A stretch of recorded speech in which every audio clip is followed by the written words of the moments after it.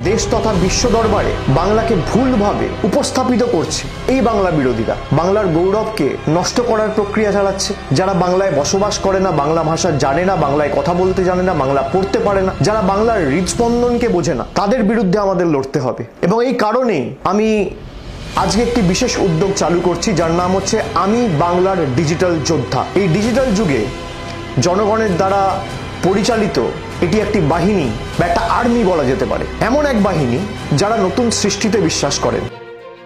আসন্ন বিধানসভা নির্বাচনকে সামনে রেখে তৃণমূল কংগ্রেস এবার ডিজিটাল দুনিয়ায় নিজেদের শক্তি বৃদ্ধি করতে মেগা কর্মসূচি করল।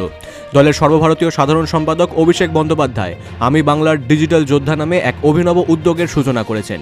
এই কর্মসূচির মূল লক্ষ্য সোশ্যাল মিডিয়া এবং ইন্টারনেটে বিরোধীদের যাবতীয় কুৎসা ও অপপ্রচারের মোকাবিলা করে দলের রাজনৈতিক ভাষ্যকে দ্রুত এবং কার্যকরভাবে প্রতিষ্ঠা করা। এই উদ্যোগকে বিরাট সাড়া বলে মনে করছে শাসক দল। তৃণমূলের দাবি, কর্মসূচি ঘোষণার পর এটি একটি ওয়েবসাইট চালু করা হবে।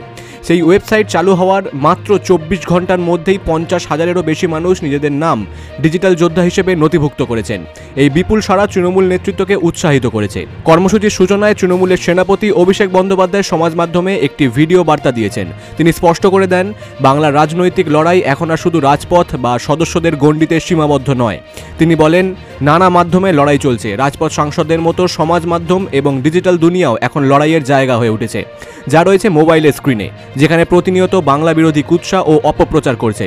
যারা এই লড়াইয়ে সামিল হবেন তাদের প্রত্যেককেই তিনি সেনা বা আর্মি বলে অভিহিত করেছেন।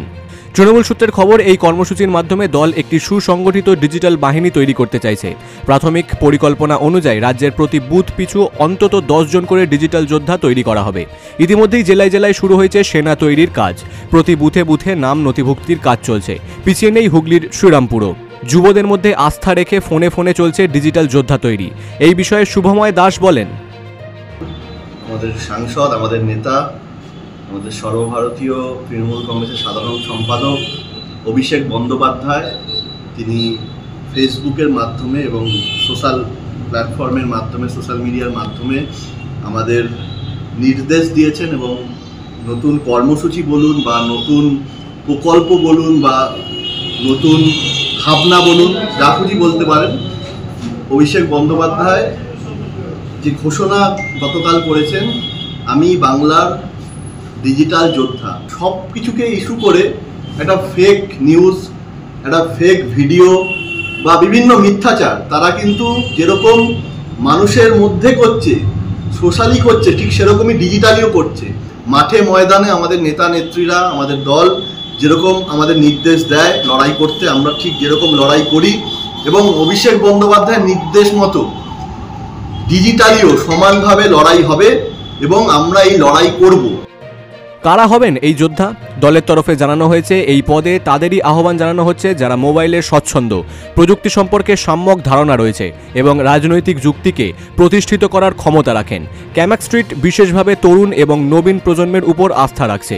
এর মাধ্যমে ডিজিটাল মাধ্যমে দলের কণ্ঠস্বরকে আরও জোরদার এবং যুগোপযোগী করে তুলতে চাইছেন তৃণমূল। বিশেষজ্ঞ মহলের মতে, নির্বাচনের আগে ডিজিটাল মাধ্যমে প্রচার এবং পাল্টা প্রচারের গুরুত্ব দ্রুত বাড়ছে। এই পরিস্থিতিতে তৃণমূলের এই ডিজিটাল যোদ্ধা বাহিনী তৈরি করার উদ্যোগ ভোটের লড়াইয়ের একটি গুরুত্বপূর্ণ দিক হতে চলেছে।